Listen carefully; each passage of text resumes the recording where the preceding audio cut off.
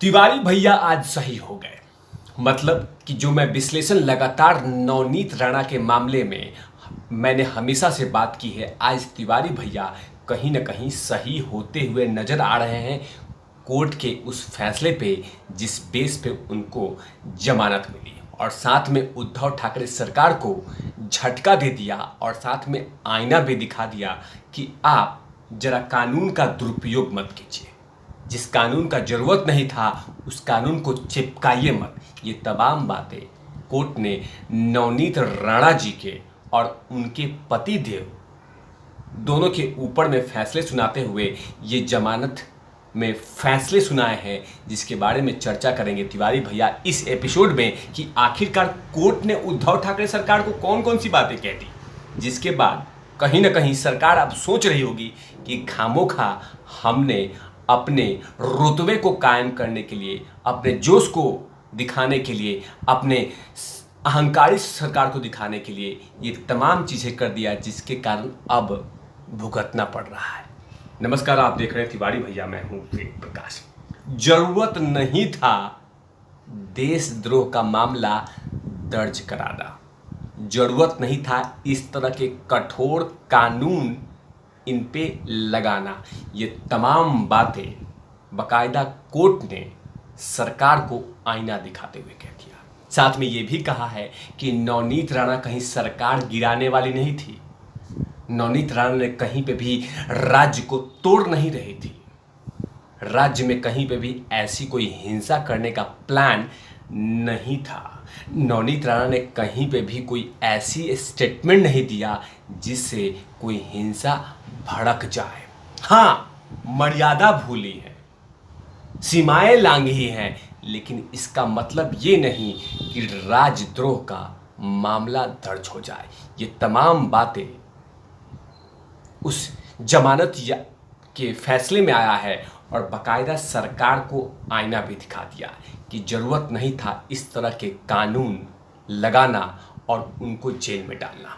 वो तमाम बातें का विश्लेषण करूंगा, लेकिन कहीं ना कहीं नवनीत राणा के और रवि राणा को इतनी बड़ी राहत और साथ में सुकून तो मिला ही है, साथ में महाराष्ट्र की जनता जनार्दन का लगातार समर्थन मिल रहा है। लेकिन कोर्ट के इस फैसले से उनको और भी ज़्यादा समर्थन मिलेगा और वो लगातार इस बात को जनता जनार्दन के बीच में भुनाएगी।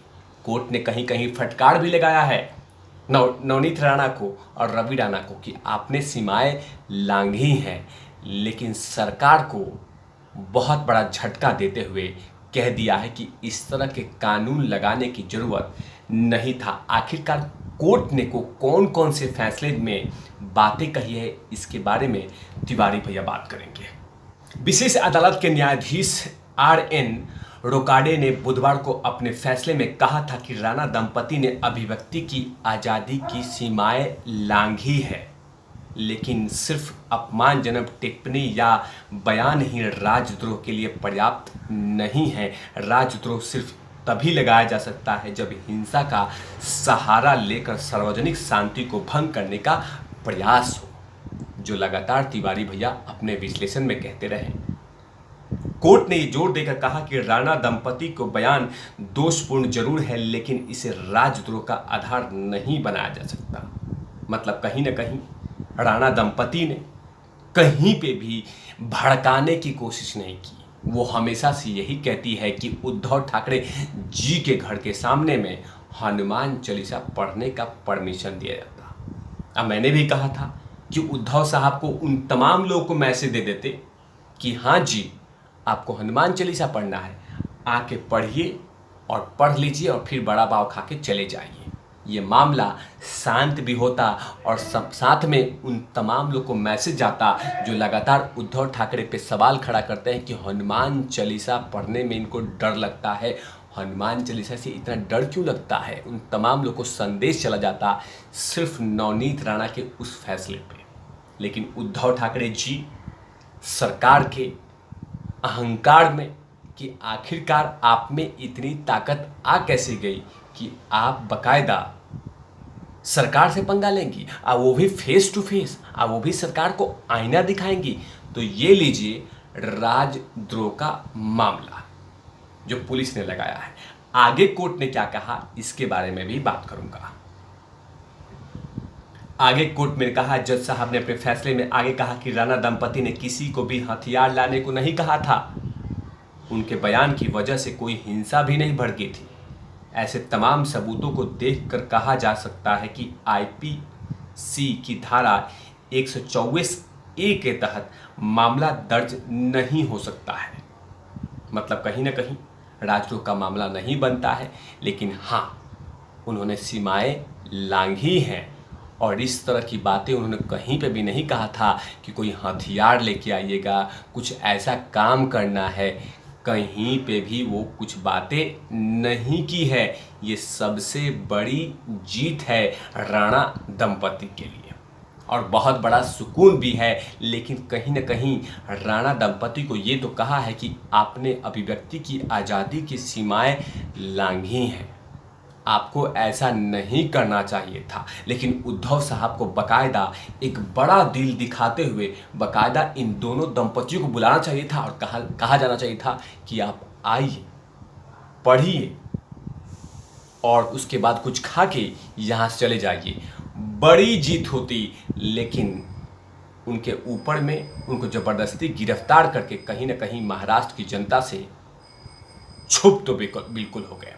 अब देखना होगा कि इस फैसले के बाद राणा दंपति क्या इस बातों को लेकर जनता जनार्दन के बीच में जाएंगे। लेकिन फिलहाल अभी लीलावती हॉस्पिटल में राणा दंपति को, नवनीत राणा को देखने के लिए भारतीय जनता पार्टी के नेताओं की तांता लगा हुआ है और लगातार उनको देखकर आने के बाद वह सब तमाम बातें कही जा रही है कि आखिरकार उनके साथ इस तरह का दुर्व्यवहार क्या हुआ, जरूरत क्या आन पड़ी कि इतने बड़े फैसले आपने कर दिए और उनको इतनी परेशानी कर दिया। लेकिन नवनीत राणा को भारतीय जनता पार्टी की तरफ से जबरदस्त समर्थन मिल रहा है और कहीं ना कहीं इस जेल के आने के बाद नवनीत राणा का पूरे महाराष्ट्र में कद तो बढ़ा ही है, साथ में जनता जनार्दन की सहानुभूति मिल रही है। अब ये देखना होगा कि आने वाले दिन में क्या नवनीत राणा चुप रहती हैं या कोई ना कोई जवाब देती हैं। लेकिन ऐसे कयास लगाए जा रहे हैं कि जैसे नवनीत राणा जेल जैसे हॉस्पिटल से बाहर निकलेंगी, थोड़ी दिन के बाद कहीं ना कहीं सरकार पे हमला तो जरूर बोलेगी, क्योंकि वो हमेशा से कहती हैं कि फ्लावर समझाए क्या, मैं फायर हूँ, फ्लावर नहीं। तो देखना होगा, उनके बयान का इंतजार करना होगा। लेकिन फिलहाल अभी महाराष्ट्र सरकार इस फैसले के बाद बैकफुट पे नजर आएगी, क्योंकि इस तरह का कानून नहीं थोपा जाना चाहिए था। ये कानून का दुरुपयोग हो रहा है और खासकर जिस तरह के कानून नवनीत राणा और रवि राणा पे लगाया गया है। कोर्ट ने बड़े बड़े बातें कह दी और सीधे कह दिया कि इस तरह की बातें नहीं कहनी चाहिए था। तब तक के लिए आप देखते रहिए तिवारी भैया, मैं हूँ वेद प्रकाश, कैमरामैन ध्रुव लाठी के साथ ओपन नॉट लवीज।